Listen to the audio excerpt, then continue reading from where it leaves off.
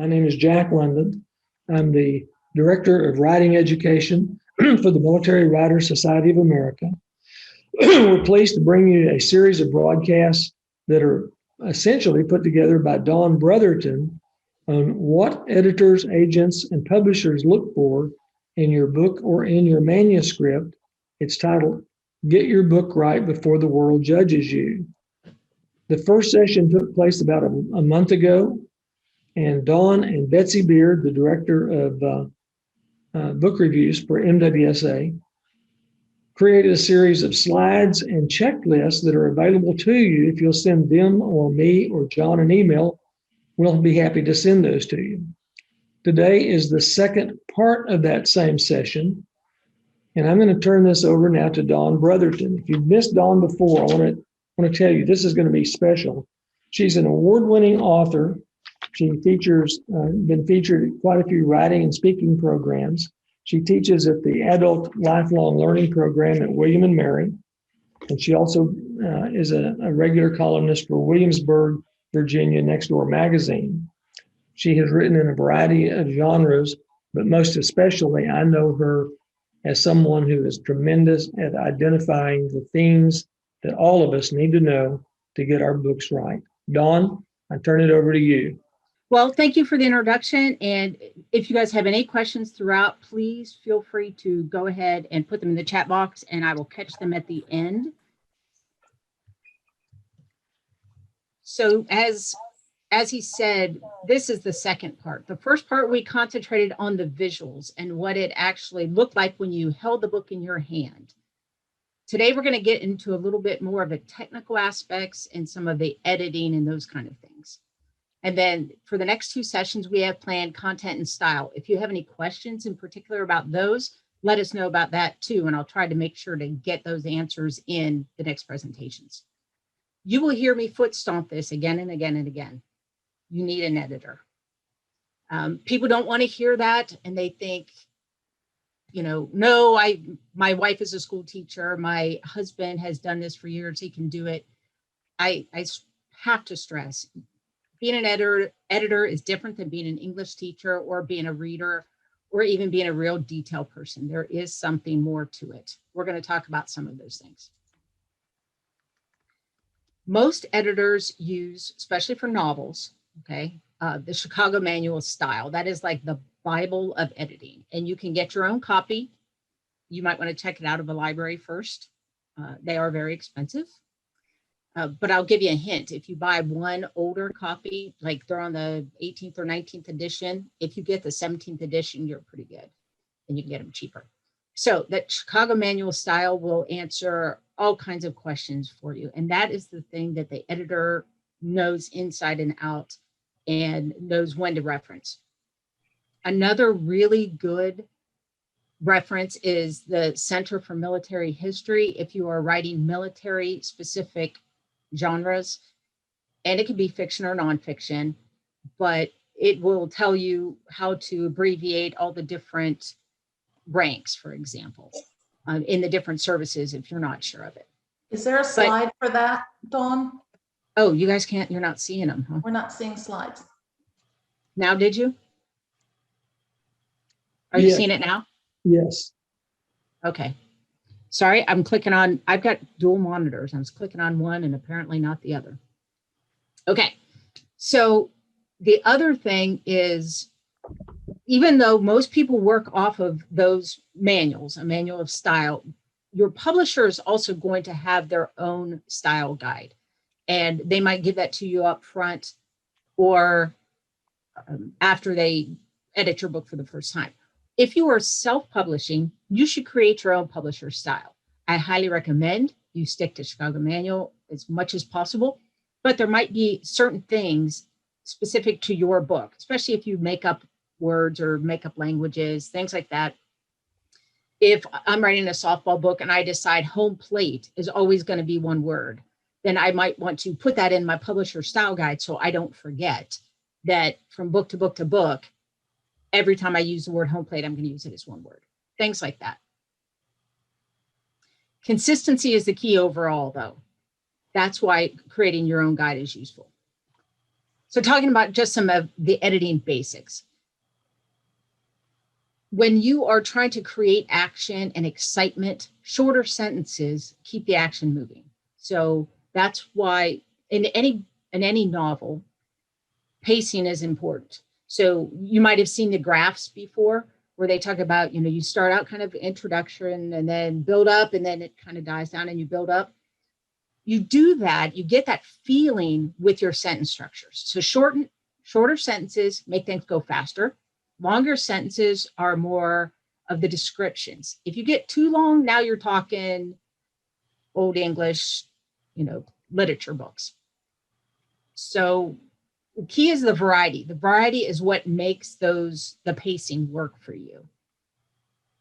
Nowadays, with our brains and the way we work and the way we read, shorter paragraphs do better for our brains because that white space that gets created when you have shorter paragraphs gives our brains a chance to relax and to absorb what they've just read.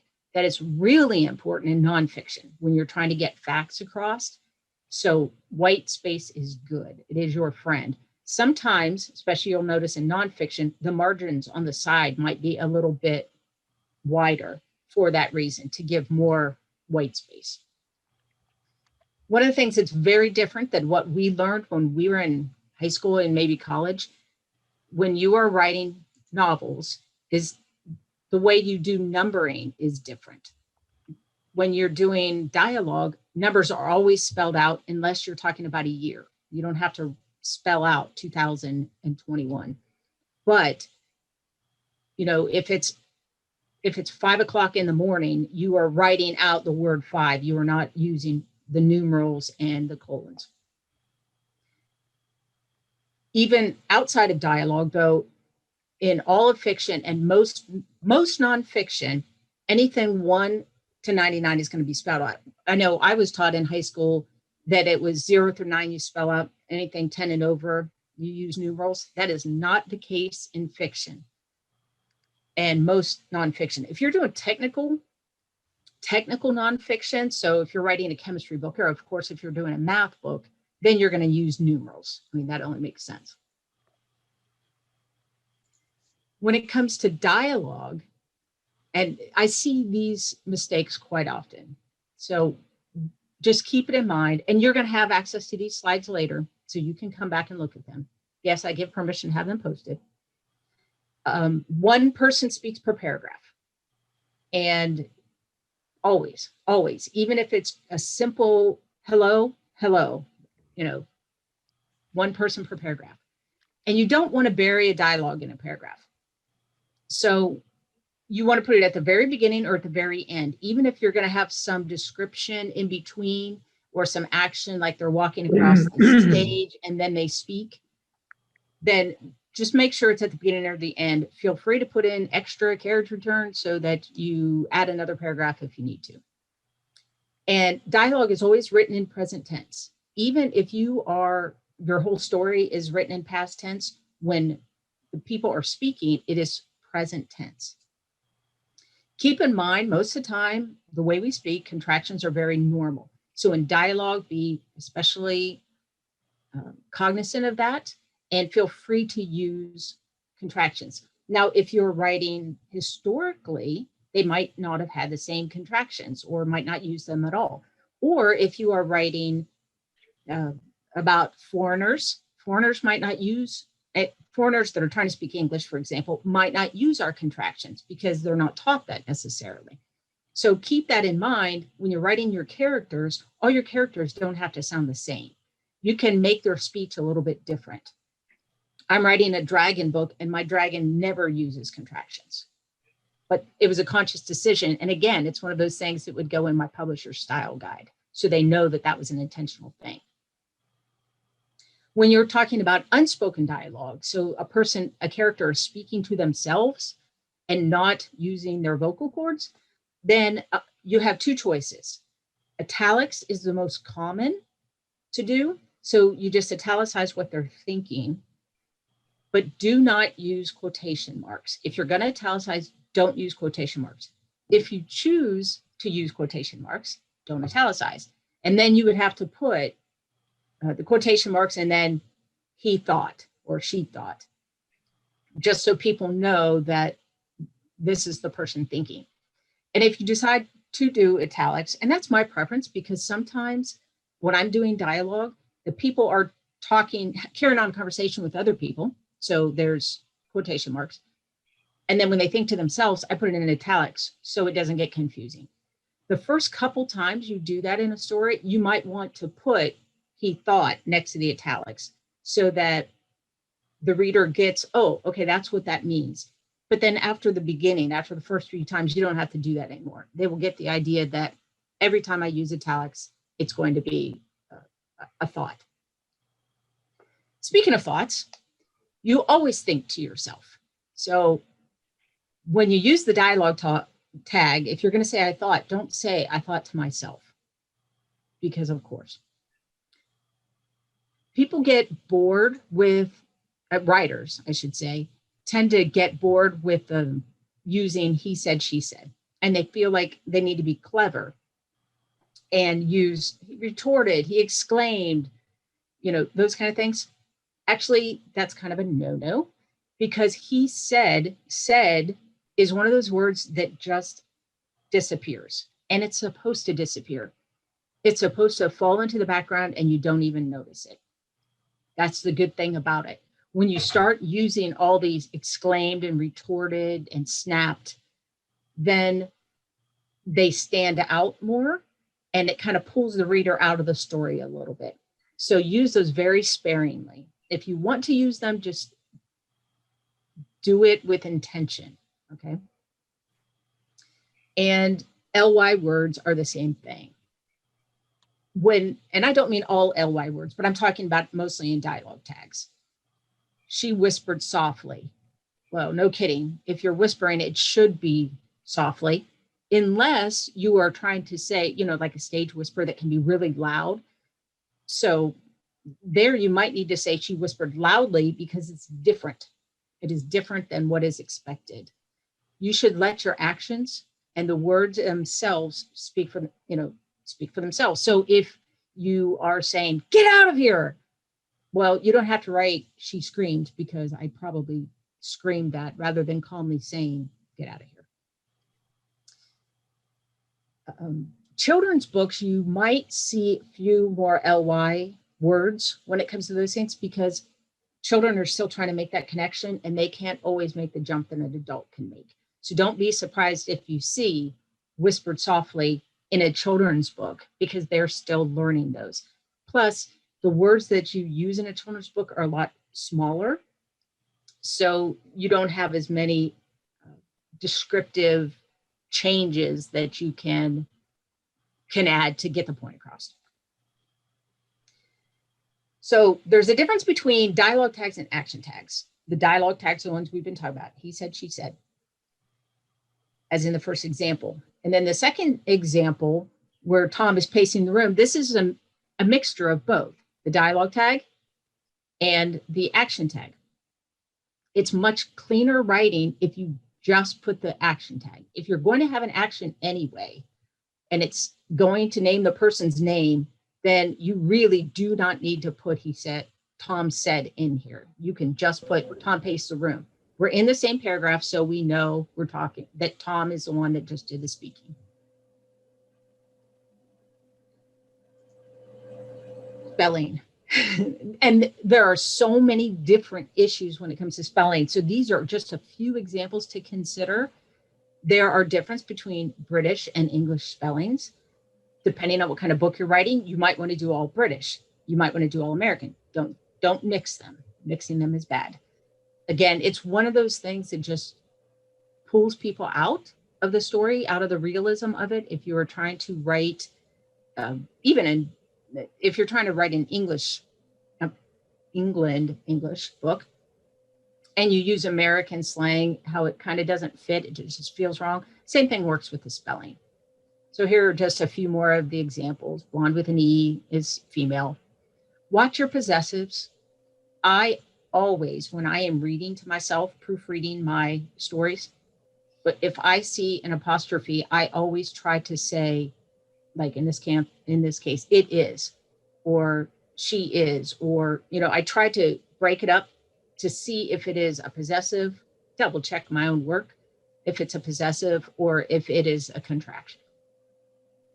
Obviously, there, and there is always a pain. Do the same thing. Stop anytime you see those words and do a double take. You can even do a find within your document and check these particular words.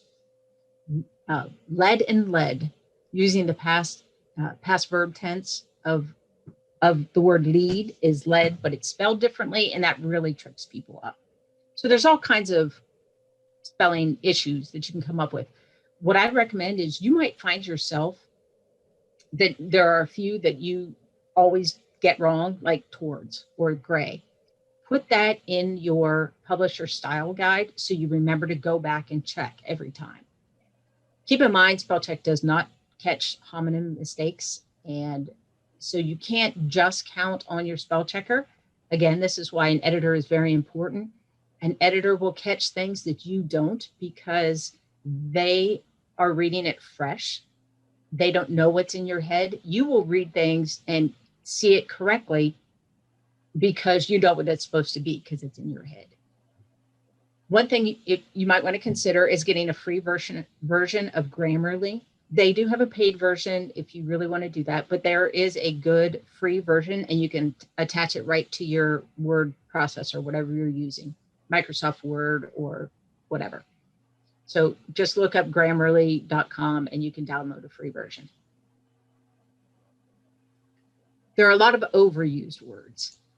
And again, this is one of those things I would recommend that you, after you finish your first draft, get all the way through it. Don't worry about these little things when you're just writing, because that's the creative process, and just let it out.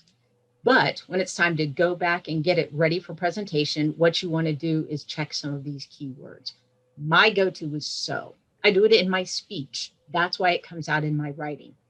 So now, after I'm done, I go back through and I check these words. So now, however, and I just do a find. Sometimes you will need those words and they fit and they make sense. If you don't need them, take them out. Again, it's lazy writing to leave them in. So go ahead and do a search and clean out your document. Any of these words that have the to, that have the infinitive with it, I tried to. Look at those very carefully and see if it's actually required. Because I'm going to try to get help. You could break that down all the way to I'll get help. And it's much cleaner and less word count, which is usually a bonus. Would is something, again, people do in speech, therefore it comes across in their writing. He would sing me to sleep. He would sing me to sleep at night. Well, that means he sang me to sleep. It is just a past tense. We're just adding extra words. So check your writing for these kind of things. Just a few quick punctuation things. An Oxford comma, for those people that sometimes have heard the term but not quite sure what it is. When you have a list of things, it's the comma right before the and in a list. For fiction, Oxford commas are typically used. For nonfiction, you could go either way, but you need to be consistent. At the very beginning, in your publisher style guide, you're going to say whether or not you're going to use the Oxford comma, and then just do it one way or the other. When you're typing your document, only one space after a period.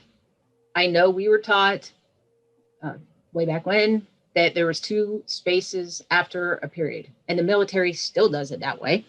But in the age of computers, the whole purpose of having 2 spaces after a period has gone away. So 1 space after a period.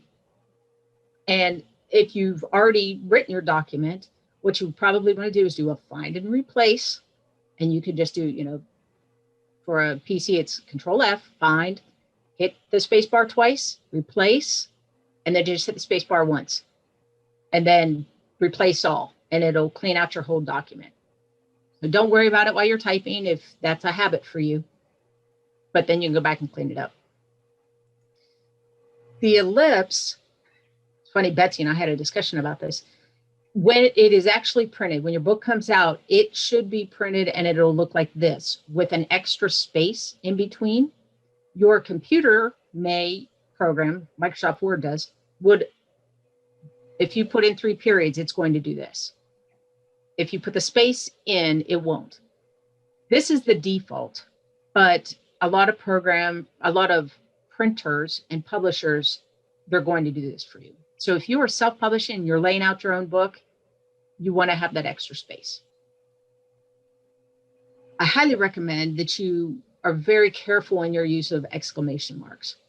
Only use them when you really need them. If you use them too often, it's like crying wolf too often. It negates the excitement that it's supposed to bring. Only use them when you need them. Never do more than 1 exclamation point. But this what is like, what? That's kind of what a question mark and an exclamation mark at the same time means. And that is actually an okay punctuation, but don't do it very often. I mean, once a book, maybe. That's about it. Don't, and never, never, never put multiple. Because while this is accepted to have 1 of each, it is not acceptable to have a whole bunch. There is a difference. I'm sorry, did somebody say something? Dawn, yes, I didn't know whether my mic was working or not. Going back to the ellipse, I have found that if you use the first one, the one with the spaces between it, it will split lines, especially when you're doing an ebook. Even printing, setting your text out for PDF so that you can submit it to a publisher. So I always use the one on the right because it stays together. Otherwise, you don't have 1 period and then 2 more on the next line, which really messes up. Yeah, that has to do with how you're doing the layout in the end. So if you're doing it in InDesign or something like that, you can keep those 3 dots on the same line. But if you're not using something like that, you're right. It can cause a problem. So if you're sending it out to a publisher, I would go ahead and leave the 3 dots together. Let the publisher deal with that. Excuse me. Question. Let's hold the questions until the end. Excuse me, we want to keep all of our comments and questions until the end, please. Okay. Well, thank you for answering me. No worries. So there is a difference between a hyphen, an N dash, and an M dash.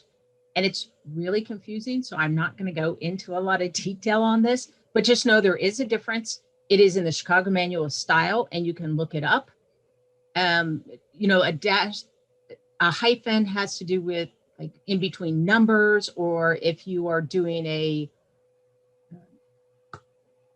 long-term lease, so long dash term, that would be a hyphen kind of thing. So like I said, I don't want to get into it because it gets confusing, but it has to do with the length of the dash. So go ahead and look it up. It is in the Chicago Manual of Style. And you can just Google it, by the way. So for quotation marks, this also trips people up when it comes to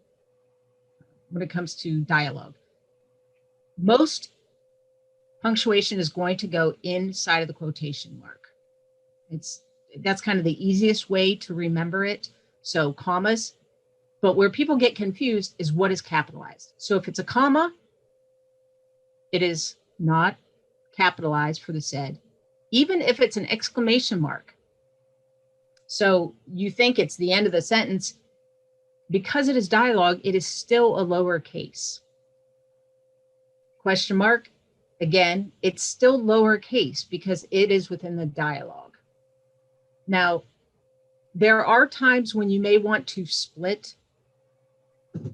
I don't really recommend this, but where you may want to split your sentence into 2 different portions, in which case the punctuation is slightly different. So you're going to have a comma here, lowercase, comma.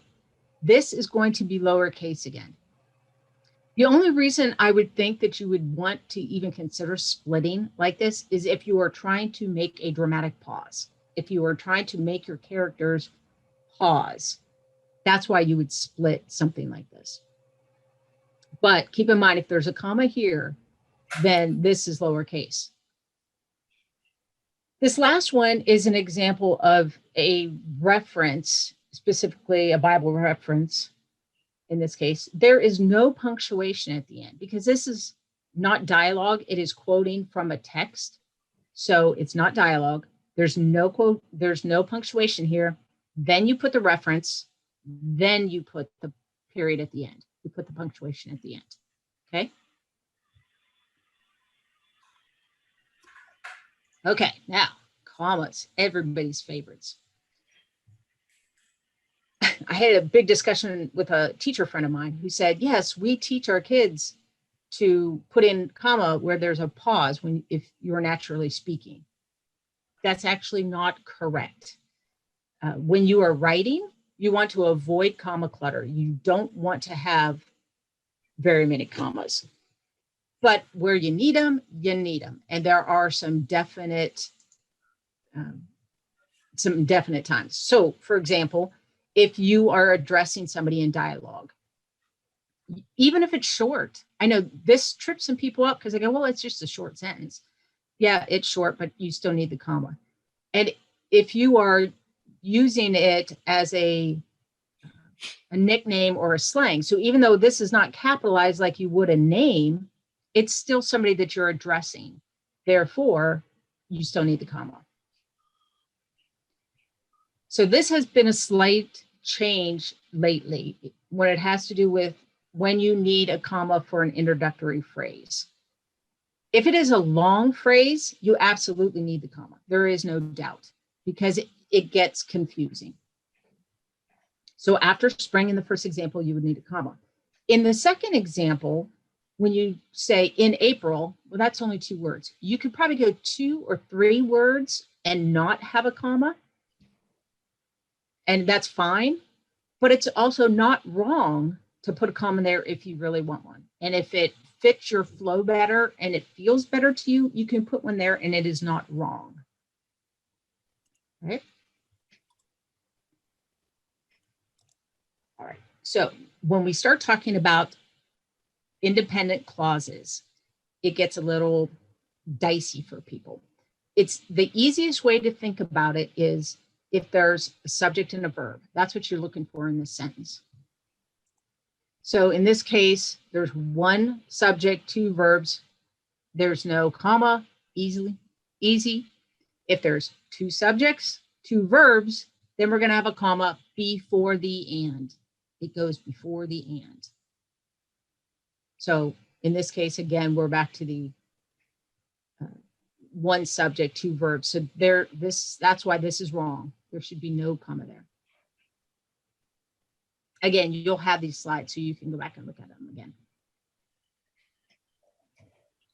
Now, commas with an interjection. An interjection is something like, however, therefore. Those are interjections. So they're not really words that are needed, but sometimes you add them for emphasis. So just a basic sentence here, 1 subject, 2 descriptions, not even 2 verbs, just 2 descriptions, stronger and better, okay? But if you wanted to stress that ultimately they became better connected. So the way to think about this is where would the comma go if you didn't have that word, if you didn't have the interjection there? So in this case, there is no comma. So when you put in the interjection, the commas go just around the interjection because that's the piece you would pull out because you don't need it. All right. That's the simplest way to think about it. In the next one, now we have 2 subjects and 2 verbs. So we do need a comma because we talked about that last time in the last slide. We need a comma here. So when you add the interjection, because you needed the comma here, and if we were just going to put it around the interjection, that would mean we'd go comma, comma, comma. That's too many. So keep that in mind. So it's just comma here. You put it before the and because that's where it needs to go. And then you put it after the ultimately because that's the interjection that we don't really need. basic capitalization rules. When you are talking about a person's position, the title that they hold, it is not capitalized. So it is the President of the United States, but President Biden would be capitalized because that is his rank, basically. That is his title. Queen Elizabeth, so you get that example. But even when you're talking about a very specific one, so in this case, we're talking about Nero, and he was the emperor of Rome. But if it was Emperor Nero, it would be capitalized. But Nero, the emperor of Rome is just his title. That is not what you are addressing him as. It's his job title, I should say. My. Anytime you use the word my, look twice. So my mother took me to school. Mother is not capitalized. But if you're talking about mom, like, or mother, if that's what you call your mom, if you're talking to them like that's their name, then it is capitalized. All right, I hope that makes sense. So in this case, there's no word my. So he told me mom is going to take me. So think about it, even when you do aunt and uncle, if you say, he told me Aunt Sue would take me to school. Okay, so Aunt Sue is her name, so she would be capitalized. But if she told me my Aunt Sue would take her, because the word my's there, Aunt would not be capitalized, but Sue would because it's a proper name. That my really makes a big difference. I know a lot of us write military genres, so keep in mind your ranks, the way they do ranks. If you are referring to a particular person, Colonel Brotherton, then it is capitalized. But if I'm just talking about a colonel in the Air Force or the colonel entered the room, it is not capitalized. That is just a generic, the colonel, whatever. When it comes to dialogue, things can be a little bit different as long as you're consistent. So you can decide that you're going to say, yes, Sergeant, and because you're talking to a very specific person, the sergeant that's standing in front of you that you are addressing, you're going to capitalize it because you're treating it as their name. So when you're treating it as their name, you can go ahead and capitalize it, or you can lowercase, as long as you do it the same way every time. Now, of course, again, if you said Sergeant Turner, it would be capitalized because it is his rank with his name.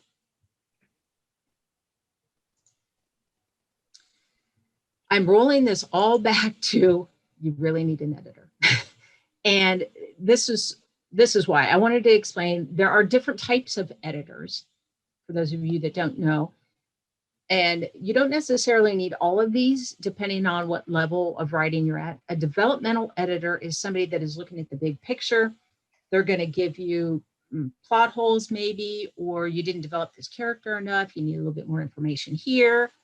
That's what a developmental editor does. And if you have a writers group, they can help you with that. They are great for that kind of thing. And it will save you money. There are fact checkers. If you are doing nonfiction work, you may need a fact checker editor. Now, this is if you're self-publishing too, by the way. Developmental editor, I would definitely, if you're trying to pitch to a traditional publisher, I would absolutely use your writers group. Absolutely. Fact checker, absolutely leave that up to the publisher as long as you're solid, but they will have somebody that will also do fact checking.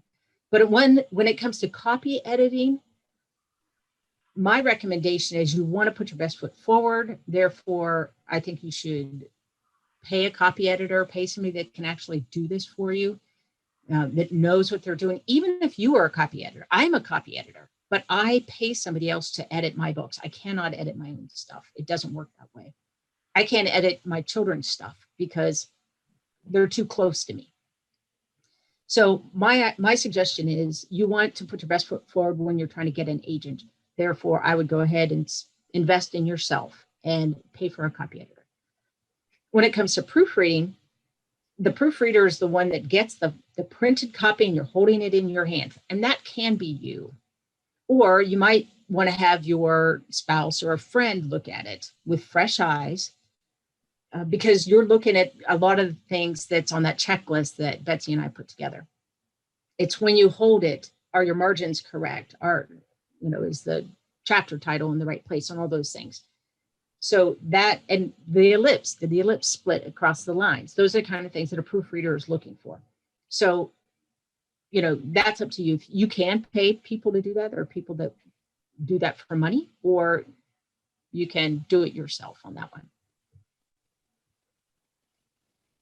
So like I said, our next session is going to be on content. If you have any questions about that, go ahead and send us an email. But in the meantime, I will take your questions about anything I talked about today.